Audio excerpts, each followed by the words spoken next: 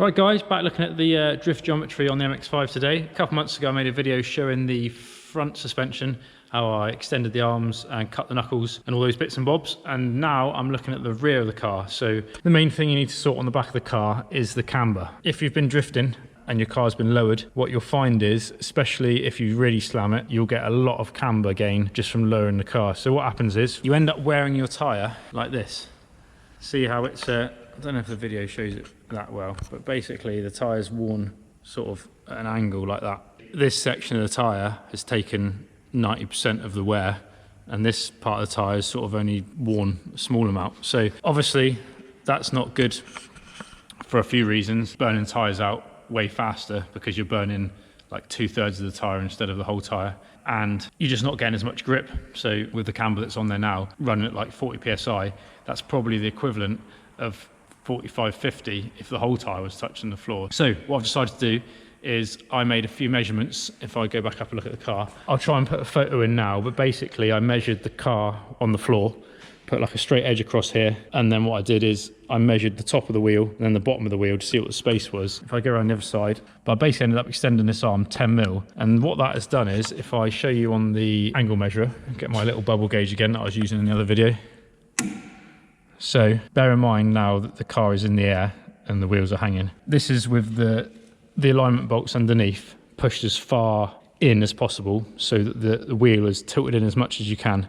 Because what you get on these MX5s, you do have adjustment at the bottom for the camber, but the lower the car goes, you can only go so far, and then it sort of stops. You can't, you go round and then it comes back out on the adjuster. So you've got two choices really. You can either chop this arm and make it shorter, which then brings the wheel in, or you can do what I've done. A lot of people buy adjustable ones of these, but I've decided to just take a measurement, cut and extend it. Yeah, going back to the bubble measurement, at the moment it's showing between 0 and 1 positive camber. That's because the car is in the air. So when the car sits back down, that's basically about 2 degrees of negative camber. So that's the absolute minimum. That's the least amount of camber I can get. Whereas over this side now, if we put the angle measurer on here, you will see, yeah, so now it's running, well, nearly positive 2.5. So when that is back on the ground, you end up around 0.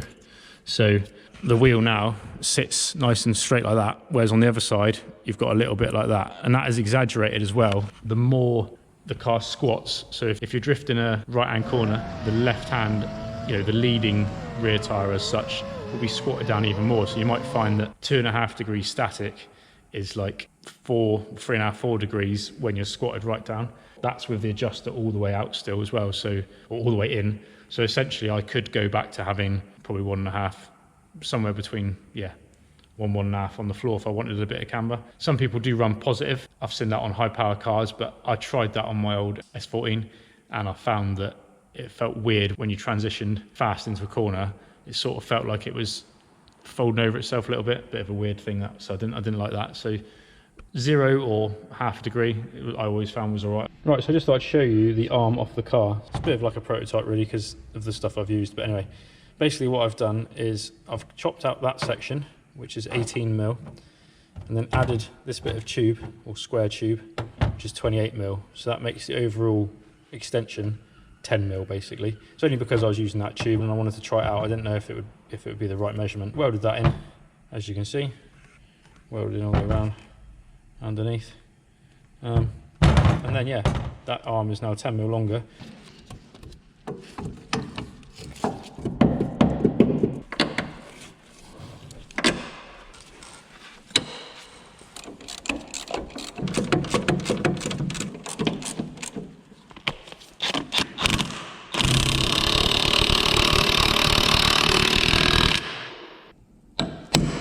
A super quick note just whilst we're here, so I've refitted the extended top arm, so it's the same as the other side. Now, when you put the camber back closer to 0, it basically stands the car back up, so it lifts the car.